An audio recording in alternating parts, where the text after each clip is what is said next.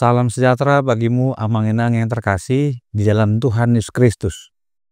Firman kehidupan bagi kita tertulis dalam surat Efesus pasal yang pertama ayat 18. Dan supaya ia menjadikan mata hatimu terang, agar kamu mengerti pengharapan apakah yang terkandung dalam panggilannya, betapa kayanya kemuliaan bagian yang ditentukannya bagi orang-orang kudus. Ini adalah bagian doa Paulus. Ia menyatakan bahwa pengharapan itu adalah kekayaan yang tidak terduga. Ia berharap jemaat menangkap pengertian iman dalam pengharapan akan doa. Dengan menjadikan mata hatimu terang, maka jemaat Efesus mengerti pengharapan apakah yang terkandung dalam panggilan Allah dalam dirinya. Dengarkan kembali betapa kayanya kemuliaan bagian yang ditentukannya bagi orang-orang kudus. Paulus juga menggunakan pesan yang sama kepada jemaat Kolose di pasal 1 ayat 27. Kepada mereka, Allah mau memberitahukan betapa kaya dan mulianya rahasia itu di antara bangsa-bangsa lain, yaitu Kristus ada di tengah-tengah kamu, Kristus yang adalah pengharapan akan kemuliaan. Saudaraku yang terkasih dalam Tuhan Yesus Kristus, Paulus mengajak jemaat Efesus mengenal kekayaan kemuliaan dalam kandungan panggilan Tuhan, yakni kekayaan dunia, kehormatan manusia, dan segala keindahan yang dapat diperoleh manusia di bumi ini, bahkan melebihi itu, jika orang percaya yang benar yang menghayati pengharapan ini pasti memiliki hati yang sangat kuat. Paulus menjelaskan kalimat ini dalam Roma 5 ayat 2, di dalam kasih karunia ini kita berdiri dan kita bermegah dalam pengharapan akan menerima kemuliaan Allah. Paulus mengajak untuk menemukan kata doksa atau keagungan dari anugerah keselamatan Allah, bukan bermegah dalam kata homain yang artinya juga memuliakan, atau mulia, bersukacita, serta bangga. Menemukan kemuliaan Allah berarti menjadikan kita kuat dalam pengharapan dalam Tuhan. Tentu ini menjadikan seseorang merasa terhormat, sukacita, dan bangga. Orang Kristen seperti ini tidak akan merasa rendah diri terhadap siapapun, sebab apa yang dimilikinya adalah sesuatu yang tidak ternilai, tidak ada bandingannya. Tetapi juga tidak menjadikan sombong, sebab kekayaan Tuhan adalah sesuatu yang tidak dapat dikenali oleh siapapun yang tidak menjadi orang percaya yang benar. Hal ini sesuai dengan doa Paulus kepada jemaat Efesus untuk menjawab pergumulan atau permasalahan jemaat saat itu. Demikian saat Paulus di dalam penjara Roma karena Kristus, ia pun setia dan kuat karena telah menemukan kemuliaan Tuhan dari pekerjaan Tuhan. Ia menemukan kata mata hatinya Paulus terang, maka mampu melihat karya Allah dan kehebatan kuasanya. Frasa mata hati yang diterangi dipakai kata pepitismeneus yang mengarah kepada kardia atau hati yang memiliki dua fungsi. Fungsi intrasitif yang artinya bercahaya, dan fungsi transitif yang artinya memberi terang kepada, memberi cahaya kepada, menjadikan terang, menyingkapkan, membuat kita mengerti.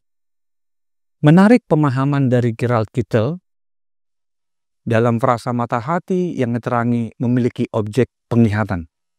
Ini memungkinkan kita untuk menguasai dan menguasai dunia, untuk melihat sebagai kehidupan.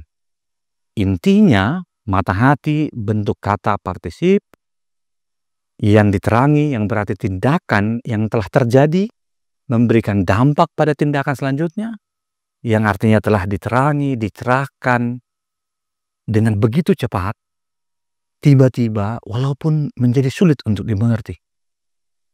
Selanjutnya Paulus menjelaskan kata mata hati yang diterangi itu dengan kata kardia hati menunjuk kepada bagian dalam dari diri manusia yang juga sumber dan tempat yang berfungsi dari jiwa hati yang meluapkan emosi, kehendak, bahkan rasio yang kita sebut hati yang diterangi.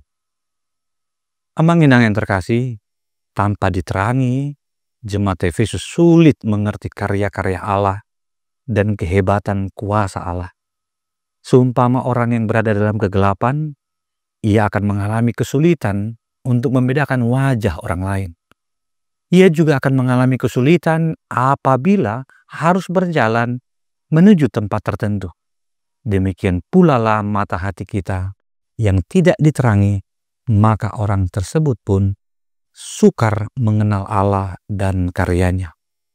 Amang-inang yang terkasih, orang-orang Kristen yang mata hatinya telah diterangi, mulai mengerti beberapa hal tentang Allah, tidak akan merasa cepat puas, melainkan meneruskan pertumbuhan paling tidak dalam 3 hal pengetahuan yang diajarkan oleh Paulus dalam firman Tuhan, yakni pengharapan akan panggilan, kekayaan kemuliaan warisan bagi orang-orang kudus, dan kebesaran yang luar biasa dari kekuatan kuasa Allah bagi orang percaya. Pada bagian akhir, Paulus menjelaskan proses penerangan mata hati atau matahari yang diterangi itu tidak datang dari orang, melainkan dari pihak lain yang membuat mata hati menjadi terang. Yang bagi Paulus menyeratkan itu adalah karya Roh Kudus yang telah diberikan kepada jemaat Efesus seiring kepercayaan mereka akan Injil di ayat 13 di pasal 1. Sehingga diperlukan kepekaan batin akan hikmat dan wahyu Tuhan. Inilah yang disebut karya Roh Kudus. Sesuai dengan landasan doa Paulus untuk mengenal jemaat lebih baik, jemaat perlu memiliki pengetahuan yang baik tentang Tuhan, yang adalah pekerjaan Roh Tuhan dalam hati, bagian terdalam dari diri manusia. Hanya Roh Allah dan roh manusia itu sendiri yang dapat mengetahui apa yang ada dalam hatinya. Lihat di Yohanes 1 ayat 1-14, dijelaskan pengakuan dan pengetahuan akan Yesus adalah firman Allah yang menjadi manusia. Inilah terang yang datang dalam dunia, namun dunia tidak mengenalinya. Ingat Zakheus yang adalah keturunan Abraham, hatinya belum mengalami pencerahan sehingga ia bertindak sebagai pemungut cukai yang memeras bangsa sendiri. Hal ini menandakan keberadaan Yesus yang telah menjadi terang bagi Zakheus. Ketika Yesus kembali ke sorga, tugasnya dilanjutkan oleh Roh Tuhan. Roh Kudus adalah penolong lain dalam pelayanannya meneruskan pelayanan yang sudah Yesus kerjakan. Pada akhirnya saya ingin mengajakmu Amang-inang. Frasa mata hati yang diterangi dimaknai proses penyelamatan manusia berdosa untuk kembali menjadi milik Allah dan kemampuan peran Roh Kudus yang sangat nyata. Walaupun itu adalah karya Roh Kudus, baiklah kita tidak menjadi pasif tanpa bertindak apa-apa. Sehingga di saat faktor lain menutup mata hati kita,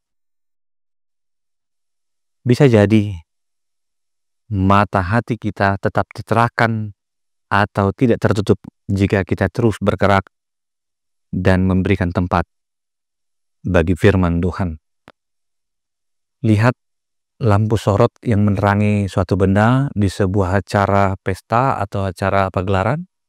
Bila ada benda lain yang menutupi sorotan itu atau menghalangi penyinaran itu, maka benda tersebut pun akan menutupi objek yang ditujunya. Demikian pula halnya dengan penerangan yang dilakukan oleh Roh Kudus. Bila orang tersebut menutup hatinya untuk mendapat penerangan Roh Kudus, maka terang yang diberikan tidak banyak membawa dampak. Orang yang ingin mata hatinya diterangi tidak boleh menghalangi karya Roh Kudus dalam hidupnya. Ia harus mengizinkan Roh Kudus menunjukkan hal-hal yang baik dan tidak baik dalam dirinya, sehingga dosa yang paling tersembunyi pun akan tampak ketika diterangi. Saya tutup renungan hari ini, di mana Alkitab mengatakan bahwa kita diselamatkan dalam pengharapan akan kerajaan Allah yang sekarang belum dilihat, tetapi dimampukan oleh Roh Tuhan. Dengan demikian, jika pengharapan itu dapat dilihat, artinya bukan pengharapan lagi. Sebab bagaimana orang masih berpengharapan apa yang dilihatnya? Walaupun kini belum melihat semuanya, tetapi semuanya telah disediakan Roh Tuhan untuk kita percayai, yang adalah orang-orang kudus untuk panggilan kemuliaannya. Inilah kekayaan Tuhan di dalam hidup orang yang dipimpin oleh Roh Tuhan.